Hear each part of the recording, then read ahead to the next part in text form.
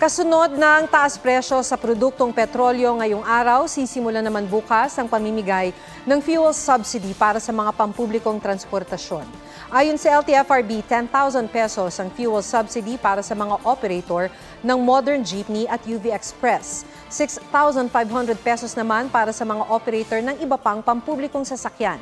1,200 pesos naman para sa mga delivery rider habang 1,000 pesos sa mga tricycle driver. Puna ng grupong Piston, hindi sapat ang pamimigay ng fuel subsidy dahil inaasahang magpapatuloy hanggang March 2024 ang mga taas presyo sa petrolyo.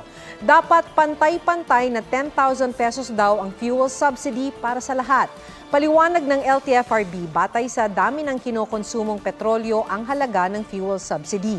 Sabi naman ng Federation of Jeepney Operators and Drivers Association of the Philippines sa panayam ng Super Radyo DZBB, dapat direktang ibigay sa mga driver ang fuel subsidy.